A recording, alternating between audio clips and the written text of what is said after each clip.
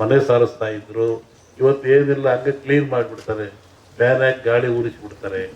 ಇಂಥ ಅವ್ಯವಸ್ಥೆ ಬಂದಿರೋದ್ರಿಂದ ಕ್ರಿಮಿಕೀಟಗಳು ಮನೆಯಲ್ಲಿ ಆವರಿಸಿದು, ಮನಸ್ಸಿನಲ್ಲಿ ಆವರಿಸಿದು, ಶರೀರದಲ್ಲಿ ಸೇರಿದು. ಇದಕ್ಕೆ ಬಹಳ ಚಿಂತನೆ ಮಾಡ್ಬೇಕು ಇವತ್ತೆಲ್ಲರೂ. ಇನ್ನೊಂದು ರೂಪ ತಗೊಳುತ್ತೆ, ಇದು ಗಾಳಿ ರೂಪಕ್ಕೆ ಬರುತ್ತೆ ಮುಂದೆ. ನಿನ್ನೆ ಹೇಳಿದ್ದೀನಿ ನಾನು, ಇದು ಗಾಳಿ ಮಧ್ಯಮವಾದರೂ ತೂಕವಾಗಿದೆ. ಮುಂದೆ ಬರುವಂಥದ್ದು ಗಾಳಿ ರೂಪವನ್ನು ತಗೊಳುತ್ತೆ. ಯಾಕೆ ನನ್ನ ಹತ್ರ ಕೇಳಿರಲ್ಲ. ನಿನ್ನೆ ಒಂದು ಖಾಸಗಿ ಕಾರ್ಯಕ್ರಮದಲ್ಲಿ ಬೆಂಗಳೂರಿನಲ್ಲಿ ಸಿದ್ದರಾಮಯ್ಯ ನಾವು ಮಾತಾಡ್ತಾ ಇದ್ವಿ.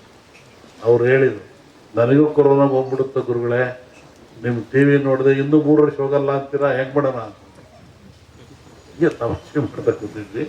ಹಾಗೆ ಗಾಳಿ ರೂಪದಲ್ಲಿ ಏನಾಗ್ತದೆ, ಪ್ರೇತ ಬಾಧೆಯಲ್ಲಿ ಯಾಕೆ ಬರ್ತದೆ, ಎಲ್ಲವಕ್ಕೊಂದು ವೈಜ್ಞಾನಿಕ ಉತ್ತರವನ್ನು ಕೊಡಬೇಕು. ಕಂದಾಚಾರ ಉತ್ತರ ಕೊಟ್ಟರೆ ಏನು ಉಪಯೋಗ ಆಗಲ್ಲ.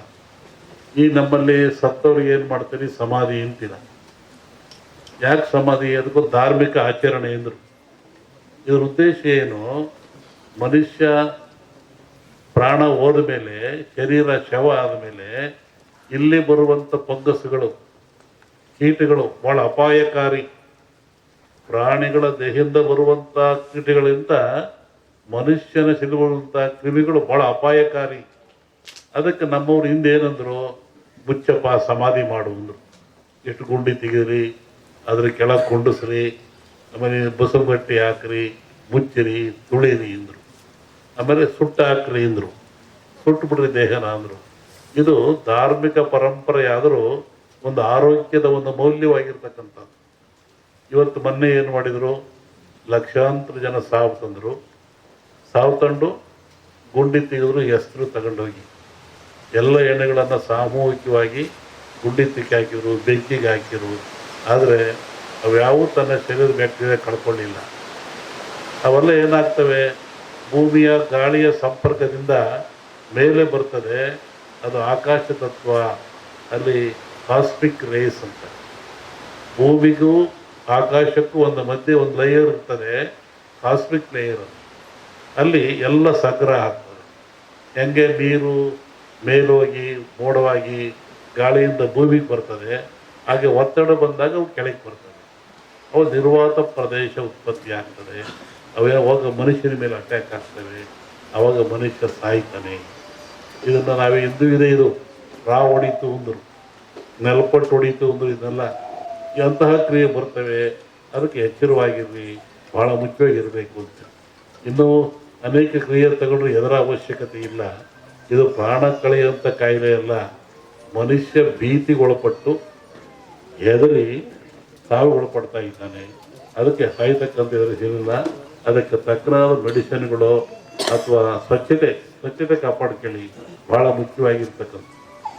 ಈ ಧಾರ್ಮಿಕ ಆಚರಣೆಗಳು ನೀವು ಒಬ್ಬರನ್ನೊಬ್ಬರು ಕಂಡ್ರೆ ಏನಂತೀರಾ, ಆರೋಗ್ಯವಾಗಿದ್ದೀರಾ ಅಂತ. ನೀವು ಕಾಗದ ಹಂಗಂತ ಬರೀತೀರ, ನಾವು ಆರೋಗ್ಯ, ನಿಮ್ಮ ಆರೋಗ್ಯ. ಏನು ಆರೋಗ್ಯ ಅಂದರೆ ಏನು? ದೇಹದ ಆರೋಗ್ಯವೇ, ಮನಸ್ಸಿನ ಆರೋಗ್ಯವೇ? ಏನು ಆರೋಗ್ಯ? ನೋಡ್ರಿ, ನಮ್ಮ ಜನ ಎಷ್ಟು ಬುದ್ಧಿವಂತರು. ಸನಾತನ ಕಾಲದ ಸಹಿತ ಒಂದು ಆರೋಗ್ಯವಾಗಿದ್ದೀರಾ, ಶರಣು ನಮಸ್ಕಾರ, ಆರೋಗ್ಯವಾಗಿದ್ದೀರಾ ಅಂತ. ಯಾವುದು ಆರೋಗ್ಯ? 6 ಯೋಗ್ಯವಾಗಿದ್ದಾವ. 6 ಯಾವುವು? ಮನುಷ್ಯರ್ತಕ್ಕಂಥ 6 ಯೋಗ್ಯವಾಗಿದ್ದಾವು. ಚೆನ್ನಾಗಿಟ್ಕೊಂಡು ಚೆನ್ನಾಗಿರ್ತೀರ ಅಂತ. ಕಾಮ, ಕ್ರೋಧ, ಮೋಹ, ಮದ, ಮತ್ಸರ, ಲೋಭ. ಕಾಮಕ್ಕೊಳಗಾಗಬಾರದು, ಮತ್ಸರಕ್ಕೊಳಗಾಗಬಾರದು, ಲೋಭಕ್ಕೊಳಗಾಗಬಾರದು, ಕ್ರೋಧಕ್ಕೊಳಗಾಗಬಾರದು, ಆಶೆಗೆ ಒಳಗಾಗಬಾರದು. ಈ 6 ಚೆನ್ನಾಗಿಟ್ಕೊಳ್ಳಿ. ಅದಕ್ಕೆ ಆರೋಗ್ಯವಾಗಿದ್ದೀರಾ. ನಾವು ಕೇಳೋ ಜನ ಕೇಳೋದು ಕಲ್ತ್ಕೊಂಡ್ವಿ, ಒಳಗಿನ ತತ್ವ ನಮಗೆ ಬರಲಿಲ್ಲ. ಇವತ್ತು ಹಬ್ಬ ಆಚರಿಸ್ತೀವಿ, ಸಮಾರಂಭಗಳನ್ನು ಮಾಡ್ತೀವಿ, ಕಾರ್ಯಕ್ರಮ ಮಾಡ್ತೀವಿ ಅಂದರೆ ಅದರ ಮೂಲ ಉದ್ದೇಶ ನಾವು ತಿಳ್ಕೊತಾ ಇಲ್ಲ. ಆ ಮೂಲ ಉದ್ದೇಶ ಏನು ಅಂದರೆ ಮನುಷ್ಯನಿಗೆ ಆರೋಗ್ಯದಾಯಕವಾಗಿರಬೇಕು, ಖುಷಿ ಇರಬೇಕು, ನೆಮ್ಮದಿ ಇರಬೇಕು ಅಂತ. ಹಿಂದಿನ ಕಾಲದಲ್ಲಿ ಒಂದು ಧರ್ಮ ಆಚರಣೆ ಇತ್ತು. ಗುರುಗಳು ಭಕ್ತನ ಉದ್ಧಾರಕ್ಕಾಗಿ ಸಮಾಜದ ಶ್ರೇಯಸ್ಸಿಗಾಗಿ ತಾನೇ ನೋವು ತಗೊಳ್ತಾ ಇದ್ದ. ಹೇಗೆ ನೋಡಿ, ಈ ಭಾಗದಲ್ಲಿ ಕಮ್ಮಿ. ಅದು ಉತ್ತರ ಕರ್ನಾಟಕ ಹೋದರೆ ಜಂಗಿನವ್ರು ಕುಂತ ಇದ್ರು. ಒಬ್ಬ ಕಾಲಿಗೆ ಜಂಗ್ ಕೊಟ್ಕೊಳ್ಳೋದು, ಮನೆಗೆ ಬರೋದು. ಬೆಳಿಗ್ಗೆ 6 ಗಂಟೆ ಹೊತ್ತಿಗೆ ಬರ್ತಾ ಇದ್ದ. ಅಲ್ಲಿ ಬಂದು ಜಂಗ್ ಶಬ್ದ ಮಾಡೋವನು, ಅವು ಒಳಗೆ ಹೋಗೋವನು ನೋಡ್ತಾ ಇದ್ದ. ಏನು ಇವರು ಬಾಗಿಲು ಸಾರಿಸಿದಾರೋ ಇಲ್ವೋ, ಇವರು ಸ್ನಾನ ಮಾಡಿದಾರೋ ಇಲ್ವೋ, ಇವರು ಬೇಗ ಎದ್ದಿರೋ ಇಲ್ವೋ, ಇವ್ರ ಮನೆಯಲ್ಲಿ ಸ್ವಚ್ಛತೆ ಇದೆ ಇಲ್ವೋ ನೋಡುವಂತ. ಅವನಿಗೇನು ಅಲ್ಲಿ ಹಿಟ್ಟಿಡ್ತಾ ಇದ್ರು, ಜೋಳದ ಹಿಟ್ಟು. ಒಂದೇ ಇಡಿ ಹಿಟ್ಟು ತಗೊಳ್ಳೋದು, ಜಾಸ್ತಿ ತಗೊಳಂಗಿಲ್ಲ.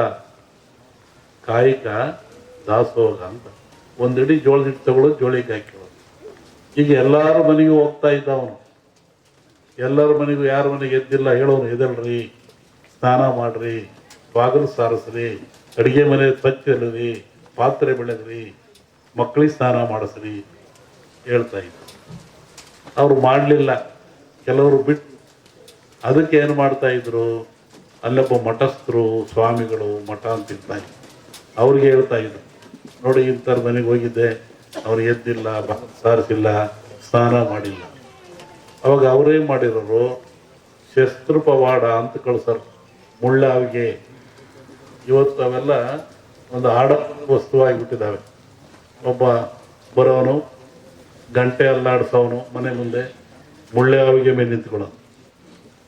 ಮುಳ್ಳಾವಿಗೆ ಮೇಲೆ ನಿಂತ್ಕೊಂಡ್ರೆ ನೋವು ಯಾರಿಗೆ? ನಿಂತವನಿಗೆ. ಗಂಟೆ ಅಲ್ಲಾಡಿಸ್ ಜನವೆಲ್ಲ ನೋಡ್ತಾ ಇದ್ರು. ಯಾಕೆ ನಿಂತ್ಕೊಂಡಿದ್ದೀರಿ ಸ್ವಾಮಿ, ಏನು ಕೆಲಸ? ನೋಡಿ, ಇವ್ರು ಬೆಳಿಗ್ಗೆ ಬೇಗ ಹೇಳ್ತಾ ಇಲ್ವಂತೆ, ಇವರು ಸ್ನಾನ ಮಾಡಲ್ವಂತೆ, ಇವ್ರ ಮಕ್ಳಿಗೆ ಸ್ನಾನ ಮಾಡಿಸಲ್ವಂತೆ, ಎದ್ದುಗಳು ಹಂಗೆ ಕಾಫಿ ಕುಡಿತಾರಂತೆ, ಯಾವುದೋ ಆಚರಣೆ ಇಲ್ವಂತೆ. ಅದಕ್ಕೆ ನಾನು ಮುಳ್ಳಾಗಿ ನಿಂತ್ಕೊಂಡು ಗಂಟೆಯಲ್ಲಿ ಆಡಿಸ್ತಾ ಇದ್ದೆ. ಒಬ್ಬ ಭಕ್ತನ ಉದ್ಧಾರಕ್ಕಾಗಿ ಒಂದು ಸಮಾಜದ ಏಳಿಗೆ ಎಂಥ ವ್ಯವಸ್ಥೆ ಇಟ್ಟಿತ್ತು ಸಮಾಜ ಹಿಂದೆ. ಒಬ್ಬ ಗುರು ಬಂದು ನೋವು ತಗೊಳ್ತಾ ಇದ್ದ. ಅವಾಗ ಅವನು ಬಂದು, ಇಲ್ಲ ಸ್ವಾಮಿ, ಇನ್ಮೇಲೆ ಹಂಗೆ ಮಾಡಲ್ಲ ನಾನು. ಹಾಗೆ ಒತ್ತಡ ಬಂದಾಗ ಅವು ಕೆಳಗೆ ಬರ್ತವೆ. ಅವು ನಿರ್ವಾತ ಪ್ರದೇಶ ಉತ್ಪತ್ತಿ ಆಗ್ತದೆ. ಅವೇ ಅವಾಗ ಮನುಷ್ಯನ ಮೇಲೆ ಅಟ್ಯಾಕ್ ಆಗ್ತವೆ. ಅವಾಗ ಮನುಷ್ಯ ಸಾಯ್ತಾನೆ. ಇದನ್ನು ನಾವೇ ಹಿಂದೂ ಇದೆ. ಇದು ರಾವ್ ಹೊಡೀತು ಅಂದರು, ನೆಲಪಟ್ಟು ಹೊಡೀತು ಅಂದರು. ಇದನ್ನೆಲ್ಲ ಎಂತಹ ಕ್ರಿಯೆ ಬರ್ತವೆ. ಅದಕ್ಕೆ ಎಚ್ಚರವಾಗಿರ್ರಿ, ಭಾಳ ಮುಖ್ಯವಾಗಿರಬೇಕು ಅಂತ. ಇನ್ನೂ ಅನೇಕ ಕ್ರಿಯೆ ತಗೊಂಡ್ರೆ ಎದರ ಅವಶ್ಯಕತೆ ಇಲ್ಲ. ಇದು ಪ್ರಾಣ ಕಳೆಯುವಂಥ ಕಾಯಿಲೆ ಅಲ್ಲ. ಮನುಷ್ಯ ಭೀತಿಗೊಳಪಟ್ಟು ಹೆದರಿ ಒಳಪಡ್ತಾ ಇದ್ದಾನೆ. ಅದಕ್ಕೆ ಸಾಯ್ತಕ್ಕಂಥ ಎದುರಿಸಿಲ್ಲ. ಅದಕ್ಕೆ ತಕ್ಕನಾದ ಮೆಡಿಸಿನ್ಗಳು ಅಥವಾ ಸ್ವಚ್ಛತೆ ಕಾಪಾಡ್ಕೊಳ್ಳಿ, ಭಾಳ ಮುಖ್ಯವಾಗಿರ್ತಕ್ಕಂಥ. ಈ ಧಾರ್ಮಿಕ ಆಚರಣೆಗಳು ನೀವು ಒಬ್ಬರನ್ನೊಬ್ಬರು ಕಂಡ್ರೆ ಏನಂತೀರಾ? ಆರೋಗ್ಯವಾಗಿದ್ದೀರಾ ಅಂತ.